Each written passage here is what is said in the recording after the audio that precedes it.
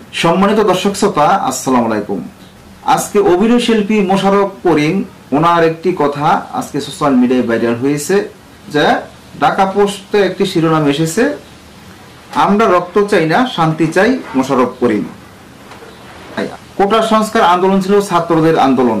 যে ছাত্ররা আমাদের দেশের ভবিষ্যৎ, সেই ছাত্ররা তাদের দাবি থাকতেই পারে।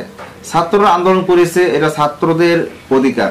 এখন এ নিয়ে যে ছাত্রদেরকে যারা উস্কিয়ে দিয়েছে তাদের কি বিচার হওয়া দরকার।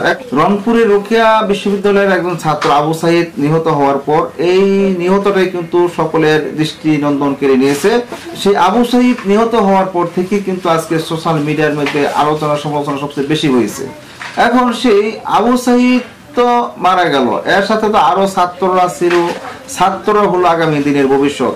জনপ্রিয় পত্রিকা ঢাকা পোস্টের প্রতিবেদনে মোশাররফ করিম যে বলেছে যে আমরা রক্ত চাই না, আমরা শান্তি চাই, এমন একটি কথা মোশাররফ করিম বলেছে। কিন্তু আজকের সেই প্রতিবেদনটি যদি আপনাদেরকে ঘুরে দেখাই তাহলে আপনারা বুঝতে পারবেন এখানে কি বলেছিলেন মোশাররফ করিম।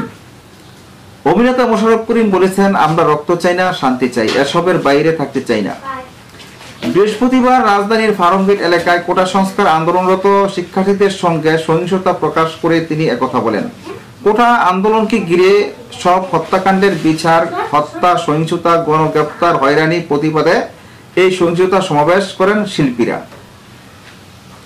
যারা এই আন্দোলনে সম্পৃক্ত হয়েছে তাদের সরকার বিরোধী হিসাবে চিহ্নিত করা হচ্ছে। আপনাকে কি সেই ট্যাগ দেওয়া হয়েছে কিনা?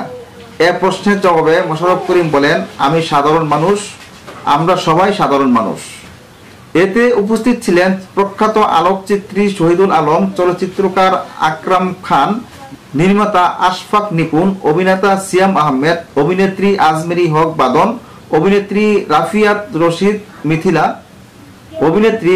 রশিদ মিথিলা, জাকিয়া বাড়ি মম, অভিনেত্রী সাবিলা নূর, সৈয়দ আহমেদ শাওকি, চলচ্চিত্রকার অমিতাভ রেজা, বিপ্লুয়ার খান, রেদওয়ান রনি, আদনান আল রাজীব, অভিনেতা ইরেজ জাকের ও তার স্ত্রী মিম, নাজিয়া হক অর্ষা, ওয়াহিদ তারেক, ঋতু সাত্তার, দীপক সুমন, আরমিন মুসা, প্রবর রিপন, শঙ্কর দাশগুপ্ত, রাকা নৌসিন নোয়ার, অভিনেত্রী নাদিয়া ও শাহানা আরমান, সুমি সহ অনেকে।